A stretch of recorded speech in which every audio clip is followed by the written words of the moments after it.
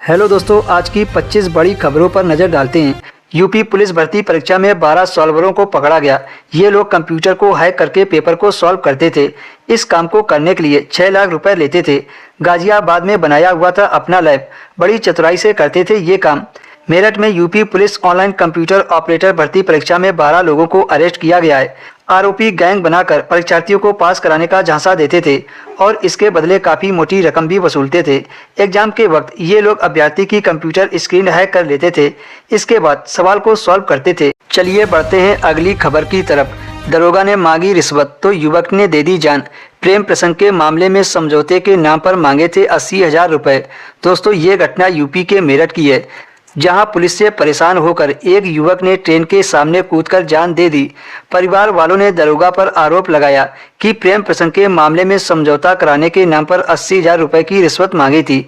Police बार बार उस युवक को परेशान कर रही थी, जिससे तनाव में आकर उसने ट्रेन के आगे कूदकर अपनी जान दे दी। चलिए बढ़ते हैं अगली खबर की तरफ। अब बीआरओ में कैजुअल पेड मजदूरों के परिजनों को भी मिलेगी 5 लाख की अनुग्रह राशि। रक्षा मंत्री राजनाथ सिंह ने की घोषणा।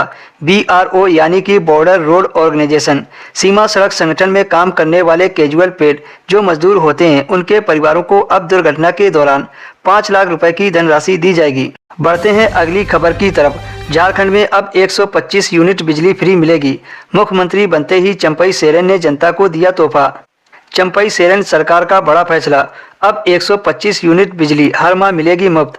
हालांकि इससे पहले प्रदेश में 100 यूनिट मुफ्त बिजली लोगों को दी जा रही थी, लेकिन अब 25 यूनिट बढ़ाकर 125 यूनिट कर दी गई है। चलिए अगली बड़ी खबर देखते हैं। बिहार में एनडीए सरकार बनने के बाद पहली बार पीएम मोदी से मिले नीतीश। 30 मिनट तक हुई बातचीत। पीएम मोदी से मिलने के बाद नीतीश कुमार बोले कि अब बीजेपी का साथ कभी नहीं छोड़ेंगे। मोदी के साथ साथ नीतीश कुमार ने अमित शाह और नड्डा से भी की मुलाकात और बोले अब कहीं नहीं जाएंगे। लोकसभा चुनाव के लिए सीट शेयरिंग के लिए कोई बात नहीं। दोस्तों, आपको पता होगा आरबीआई ने पेटीएम पर 31 जनवरी से पाबंदी लगा दी है। कोई पेटीएम पर नया कस्टमर नहीं जोड़ पाएगा, जिसकी वजह से पेटीएम पर भारी गिरावट देखी गई थी। कल पेटीएम के सीईओ वित्त मंत्री निर्मला सीतारमण से मिले और उनसे मदद की बात बोली। वित्त मंत्री सीतारमण ने कहा, आरबीआई की कार्रवाई रेगुलेटरी मैटर है, आप डायरेक्ट उनसे डील करें, इस बारे में आप मुझसे बात ना करें। उसके एक दिन पहले पेटीएम के सीईओ ने आरबीआई के अधिकारियों से मुलाकात की थी और उस मुलाकात के दौरान पेटीएम के सीईओ विजय शेखर शर्मा ने रेगुलेटरी एक्शन पर चर्चा की और 29 फरवरी की जो डेडलाइन तय कर रखी है पेटीएम को बंद करने की, उसको आगे बढ़ाने की भी मांग की। केंद्रीय बैंकों का कहना है कि नियमों का पालन न करने के चलते पेटीएम बैंक पर बैंकिंग रेगुलेशन एक्ट के तहत यह कार्रवाई की गई थी। आरबीआई ने कहा था कि 29 फरवरी के बाद पेटीएम पेमेंट बैंक के अकाउंट में पैसा नहीं जमा किया जा सकेगा और इस बैंक के जरिए वॉलेट, प्रीपेड सर्विस, फास्टैग और दूसरी सर्विसेज में पैसा भी नहीं डाला जा सकेगा। हालांकि इंटरेस्ट, कैशबैक और रिफंड कभी भी अकाउंट में क्रेडिट हो सकेगा।